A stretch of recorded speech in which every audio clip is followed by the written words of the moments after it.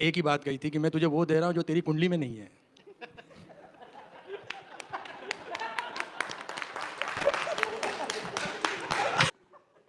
दो माइक आ गए मेरे पास। अय्यर जी, यस। आज एक ही बार में आप बता दीजिए, आखिर जेठालाल से आपकी प्रॉब्लम है क्या? Once and for all. दो माइक आ गए मेरे पास। सबसे पहले कहना चाहूँगा, धन्यवाद देना चाहूँगा आसिफ भाई जी को, जिन्होंने कि ये रोल मुझे दिया। और जिस दिन उन्होंने मुझे ऑफिस में बुलाया था, तब एक ही बात कही थी कि मैं तुझे वो दे रहा हूँ जो तेरी कुंडली में नहीं है।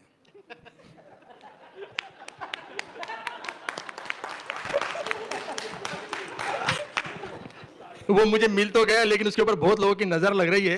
बस यही मेरा जेठालाल जी से प्रॉब्लम है। Thank you. क्या बात है, वेरी वेरी ब्यूटीफुली पुट। एक बार जोरदार तालियां हो जाए अय्यर जी के लिए यार। अगला सवाल ना मेरी जो महिला मंडली है उनसे है। रोशन जी, अंजलि जी, बबीता जी, कोमल जी, आप सभी से मेरा सवाल है, गोकुलधाम सोसाइटी में जो एक मजा है, एक चार्म है, गरबा हो, क्रिसमस हो, दिवाली हो, हर चीज सेलिब्रेट होती है और पूरी जो महिला मंडली है वो एक साथ एकत्र होकर सारे सेलिब्रेशंस करती है। आप लोगों के लिए जो सबसे यादगार मोमेंट है, जो ये सारे सेलिब्रेशन है, जो फन फेयर होता है, उनमें से कौन सा रहा है?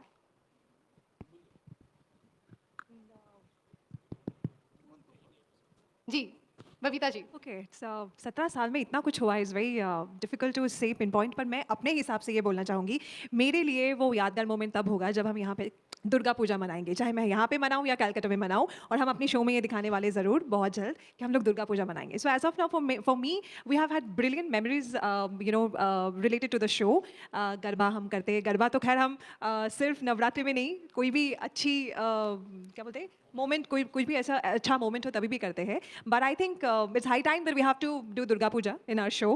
But having said that, we have had wonderful memories with each other, doing various scenes, क्योंकि हमारी सबके बीच में एक अंडरस्टैंडिंग है, एक फ्रेंडशिप है, जो भी उसे फ्रेंडशिप का नाम दो, चाहे हम प्रोफेशनल हैं या जो भी है। So we have had really wonderful moments with each other. And I think जो भी हमने इतने दिनों तक साथ में किया है काम, अप्स एंड डाउन्स हुए हैं, सब कुछ होता है, but I think we have had really wonderful memories. So मेरे लिए तो ये थोड़ा डिफिकल्ट है ये बोलना कि which one was, because I've been there since day one, thankfully. So for me, it's been a really great journey. How many years? 17 years, so many days. So yeah. Anyone else, please? I just want to say कि जैसे इन्होंने कहा, बहुत बार ऐसे होता है हम इतने फेस्टिवल्स यहाँ पे सेलिब्रेट करते हैं, जैसे होली हो या ये, उसके अगले दिन ऐसा लगता है कि नहीं वो तो हमने मना लिया, अब वो तो हो गया, अब घर पे क्या मनाना, या वो हम भूल भी जाते हैं कभी कभी कि नहीं होली तो मना ही नहीं है अब तक। तो इनफैक्ट मुझे ऐसा लगता है कि मैं भी पर्सनली यहाँ पे ज़्यादा, मतलब इतने सारे लोग हैं, हम वी एंड अप सेलिब्रेटिंग ये पूरा सारे फेस्टिवल्स लाइक अ फैमिली यहीं पर, और इतने डिटेलिंग में हम सारे फेस्टिवल्स यहाँ पे सेलिब्रेट करते हैं। होली भी मुझे नहीं लगता मैंने अपनी लाइफ में इतनी बार और इतने शोर शराबे के साथ होली खेली होगी जैसे मैंने यहाँ पे सेट पे खेली है। सो इतना प्यार और इतना धमाकेदार मज़ा आता है यहाँ पे सेलिब्रेट करने में कि लगता है कि जैसे कभी कभी हम आम जिंदगी में कहते हैं ना कि ये फेस्टिवल हाँ ठीक है ये बार ये नहीं मनाएंगे, पर यहाँ पे वो ऑप्शन नहीं है। बिल्कुल। सो या it feels amazing that way. क्या बात है, रोशन जी। वेल जैसे बबीता जी ने बोला दैट यादगार मोमेंट्स, तो हर ही मोमेंट इतना वंडरफुल है। शूट करते वक्त भी इतने वंडरफुल मोमेंट्स हुए हैं। वैसे मैं अभी, मुझे 1 ही साल हुआ है ये शो ज्वाइन किए, तो सभी मोमेंट्स मेरे लिए बहुत ही यादगार हैं। So thank you so much. क्या बात है।